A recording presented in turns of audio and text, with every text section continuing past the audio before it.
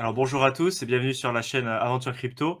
Aujourd'hui, on est avec Thibaut de la chaîne Éternel Étudiant et on va parler. Alors pour moi, ce serait un petit peu le moment de faire un débrief du dernier bull run au niveau, voilà, comment gérer l'exposition médiatique. Parce que là, même si on a vu que la pression est bien retombée, on est clairement rentré dans une période de bear market au niveau des crypto-monnaies. Mais je voulais en profiter pour faire une vidéo, voilà, pas forcément très longue, mais sur faire un petit débriefing de comment moi j'ai géré, comment lui peut-être il a géré aussi bon, l'exposition aux médias, comment se comporter, voilà, gérer ses émotions en période voilà d'euphorie sur les marchés. Moi, pour ma part, ça a été assez compliqué à gérer, surtout au début. Voilà, quand on regarde que des bonnes nouvelles, que on commence à s'intéresser à un projet, que on a vu que dans la nuit ou dans la journée, pendant qu'on était en train de se renseigner, le projet a pris peut-être 50, 60, 100%. Comment gérer tout ça et pas justement essayer de limiter les erreurs liées à une exposition médiatique trop forte et voilà avec des bonnes nouvelles de partout et moi vraiment par exemple il y a vraiment des fois surtout au début où je peux connecter pour aller chercher des informations par exemple voilà, sur Reddit ou sur des groupes voilà, spécialisés dans la crypto-monnaie et on découvre un projet et tout le monde qui en parle en bien, tout le monde dit ça va monter, ça va faire remonter et même si on sait très bien que voilà faut pas avoir pas suivre ce type de conseils là avec la pression, avec l'euphorie, avec les autres crypto-monnaies qui ont pris le portefeuille qui a pris de la valeur et du coup on serait tenté des fois de céder un peu à la panique et de faire des erreurs tout simplement en investissant sur des conseils trouvés à la va-vite sans vraiment aucune recherche préalable. Et du coup, ben, toi, Thibaut, par exemple, comment tu gères plus l'aspect voilà, médiatique où tu vas chercher tes informations en période de bull run? Alors déjà, la stratégie d'investissement que je fais à la base, avant de répondre à ta question concernant les médias, heu, je pense que la stratégie et l'approche qu'on doit avoir de l'investissement, surtout dans l'investissement crypto, doit être fait dans des moments de calme, doit être fait dans des moments où on n'a pas, forcément tous les biais émotionnels sur lesquels on pourrait être confronté, surtout en période soit de bull market, en période d'euphorie ou même en cas de bear market, important. Euh, Moi, ce qui a fonctionné, en tout cas pour mon expérience personnelle, c'est de mettre en place une stratégie avec les positions et ce que je souhaitais faire, en tout cas en termes d'investissement pour les années qui suivaient, en tout cas pour les périodes de bull run, vu que j'ai commencé à investir de manière beaucoup plus importante sur l'année 2018, fin de l'année 2018, début d'année 2019. J'ai mis plus d'un an à me former avant même d'investir, ne serait-ce que le moindre euro sur le marché crypto, pour bien comprendre toutes les notions et puis pour que j'ai confiance en fait dans mon investissement. Et puis après, à m'être formé à de l'analyse technique, l'analyse fondamentale, les cycles, etc., etc. J'ai vu une opportunité sur le marché crypto. On était d'ailleurs sur un Bitcoin qui était entre 3000 et 4000 euros à l'époque. Et sur les terres, on était entre 70 et 90 euros au moment où j'ai commencé à investir, pour parler que de ces crypto-monnaies-là.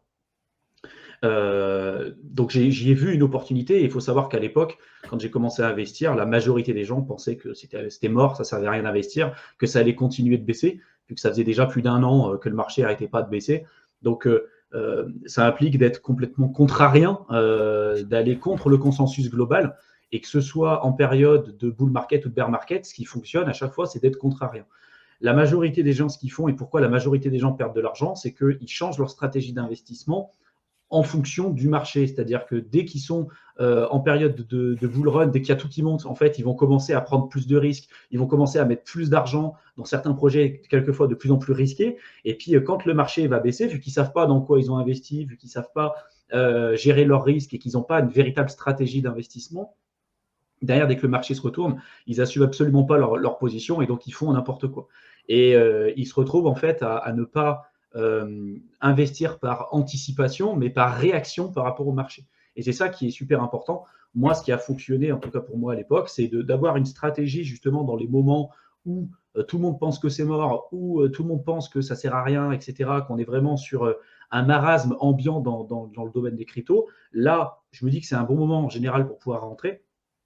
Je fais une stratégie, je me donne des paliers de sortie Et puis je m'y tiens. C'est-à-dire qu'une fois que j'ai réfléchi à mon profil de risque, à ce que je souhaitais faire, dès que le marché reprend, parce que il a toujours repris jusqu'à présent, et dès que le marché reprend, ma stratégie est déjà en place et je m'y tiens. Et je ne vais pas m'amuser à la changer dès que ça commence à monter, parce que derrière, c'est pas dans des périodes à la fois de très forte hausse ou de très forte baisse qu'on est amené à prendre les meilleures décisions. Là, souvent, on a des gros biais émotionnels et c'est ça qui porte préjudice, à mon avis, à beaucoup de gens, quoi. Ouais, d'accord. Après, moi, je te rejoins totalement sur le fait qu'il faut avoir, une stratégie bien établie, y s'y tenir. Mais c'est plus, par exemple, si, tu as déjà ta stratégie, tu as déjà tes positions et tu veux profiter, heu, sur la deuxième partie, du bull run, mettons, de rentrer sur d'autres projets. Est-ce que toi, c'est quelque chose que tu fais et que tu prends des informations à ce niveau-là? C'est-à-dire, peut-être pour m'expliquer un peu mieux, tu as ta stratégie de long terme, tu sais les actifs que tu veux acquérir, tu les as déjà acquéris en bear market petit à petit, donc tu as déjà tes positions et peut-être tu cherches à les profiter voilà, sur la deuxième partie de bull run, aller rechercher des projets qui peut-être peuvent encore faire des gros rendements à la marge avec une petite fraction de ton capital parce que c'est obligatoirement plus risqué, mais où tu peut-être penser qu'il y a quand même des opportunités à prendre parce que bien sûr, bon, tu vas pas re-rentrer sur tes positions alors que les prix ont beaucoup augmenté, donc tu maintiens tes positions jusqu'au moment où ta stratégie t'indique qu'il faut que tu commences à prendre des gains. Mais voilà, moi c'est plus parce que je suis à peu près comme toi, mais c'est juste pour aussi m'occuper, continuer d'apprendre et profiter des opportunités une fois que j'ai acquéri mes positions. Euh, Grosso modo, il peut se passer 2-3 ans où je rentre plus sur mes actifs principaux et je vais plutôt aller chercher à me diversifier, à aller chercher voilà, à faire quelques coups. Et du coup, je suis obligé d'aller chercher des informations sur les projets pour aller creuser un petit peu. Et c'est vraiment dans ces périodes-là, en deuxième partie de bull run, où sur notre portefeuille principal, il n'y a pas grand-chose à faire à part attendre qu'on arrive sur les niveaux de sortie qu'on s'est fixés et aller chercher de l'information pour potentiellement voilà, participer à faire des ICO, aller chercher peut-être un peu plus de risques avec vraiment une fraction du capital pour s'amuser, mais aussi voilà, pour potentiellement gagner de l'argent, on va pas se mentir. Comment tu vas chercher, si jamais tu le fais, ce type d'infos et voilà, pour éviter de tomber dans les travers qui sont très faciles de retomber, même en ayant sa stratégie, se dire ah ben voilà, ce projet ça a l'air intéressant, je vais peut-être voilà faire aller prendre de l'argent de mes actifs principaux pour le remettre sur ce projet-là. Voilà, si tu fais ça, Là, dans quelle mesure de manière générale, ce que je garde en tête, c'est qu'en bear market, quand on est en forte période baissière, c'est plutôt sur ces périodes-là où je vais faire un DCA, donc un dollar cost averaging, et je vais rentrer en position. Et c'est là que je fais placer une bonne partie, en tout cas, de mon capital, avec la gestion de risque que je me suis fixé, etc. En période de bull run, je vais plutôt penser à sortir de position. Je ne vais pas forcément me poser la question, est-ce que je vais re-rentrer sur des nouveaux projets, bien que je vais quand même suivre les actualités, je vais suivre quand même ce qui va se passer, mais ça va absolument pas être ma priorité. Ma priorité, ça va être surtout de me dire, OK, j'ai fait mon maximum, je suis rentré dans un moment qui était hyper intéressant et j'ai des positions très basses par rapport aux nouveaux arrivants qui vont attendre plusieurs confirmations, notamment au niveau technique ou autre. Et ça, c'est un gros avantage. Et du coup, je vais plutôt réfléchir à mes moyens, moi, par la suite, pour pouvoir sortir de position plutôt que de re-rentrer de nouveau. Alors après, pour répondre à ta question, est-ce que je rentre de nouveau sur certains projets? Ça m'est arrivé. Historiquement parlant, quand je l'ai fait en plein bull run, ça a rarement été des très bons investissements pour le coup, parce que quand tu le fais en plein bull run, des fois, tu as un projet qui a déjà fait un x50, un x70, et donc même s'il y a une correction, tu peux rentrer dessus, mais en fait, après, ça devient plus du trading que du véritable investissement. Donc, c'est pas dans ma mentalité. Après, il y a historiquement parlant, les choses que je vais suivre en bull run, ça va être plutôt les nouvelles ICO qu'il peut y avoir sur des sites comme CoinList. Historiquement, si on regarde les projets qui ont été lancés, par exemple Solana, Polkadot, etc., tout ça, ça a été lancé par CoinList, Flow aussi. Bon, il y a plein de projets qui ont été intéressants, qui ont été lancés sur cette plateforme. Il y en a d'autres aussi qui n'ont pas fonctionné, hein, bien évidemment. Mais je regarde ces plateformes-là, éventuellement, j'analyse les projets, je regarde si ça vaut le coup de placer un petit billet dessus. Et pareil, tout ce qui est aussi IEO sur Binance, donc Initial Exchange Offering, Les ICO, c'est Initial Coin Offering, donc c'est des levées de fonds en fait dans le domaine des cryptos. Les IEO, c'est des levées de fonds, mais plus faites par des plateformes d'échange. Et l'avantage, c'est que les projets qui sont listés, enfin qui font des levées de fonds directement sur des grosses plateformes comme Binance, bah, tout de suite, ils ont accès à un gros budget marketing, tout de suite, ils ont accès à la communauté de Binance, ils sont listés sur les grosses plateformes d'échange. Donc c'est un levier qui est énorme. Et si on regarde historiquement ce qui s'est passé avec toutes les IO en fait, de Binance, même celles qui ont eu les moins bons rendements, en fait, à l'heure où on tourne cette vidéo, ça peut changer, mais à l'heure où on tourne cette vidéo, il n'y a eu aucune IEO sur Binance qui n'a pas permis d'avoir des résultats positifs pour les investisseurs qui sont rentrés sur les IO. Et peu importe les circonstances du marché, même en correction importante en bear market, on n'est jamais revenu à des niveaux aussi bas que ce qu'on pouvait avoir lors des IEO sur Binance. Et je dis bien attention, historiquement, c'est ce qui s'est passé, c'est les données qu'on a aujourd'hui à l'heure où on tourne cette vidéo. Est-ce que par la suite, ça sera encore le cas? J'en ai aucune idée, mais je vais suivre, en tout cas, les nouvelles levées de fonds qui sont faites sur Binance. Je vais suivre les nouvelles levées de fonds qui vont se faire sur des sites comme CoinList ou autres, parce qu'on est sur un niveau de risque, pour moi, qui est quand même relativement bas, parce qu'on reste sur des entrées de prix qui sont très basses, quoi, avant le listing sur les grosses plateformes d'exchange. Donc, je suis prêt à prendre ce genre de risque. Après, sur les autres nouvelles et quel type de médias je vais suivre, j'enlève tous les médias YouTube classiques, les influenceurs crypto, tout ça pour moi, je le mets complètement de côté. Il y a trop de bruit sur les réseaux sociaux, surtout en période de bull market. Tous ceux qui ont investi sur un projet pensent que c'est une opportunité du siècle, et tous les projets sur lesquels ils n'ont pas investi, ils pensent que c'est de la merde. Donc en fait, voilà, je fais très attention. J'enlève la plupart en fait des réseaux et des personnes que je vais suivre. Je vais me focaliser uniquement sur les sources officielles des projets que j'ai en mon portefeuille et que j'ai décidé d'investir lorsqu'on était sur les plus bas du marché. En tout cas sur les périodes sur lesquelles j'ai décidé de rentrer.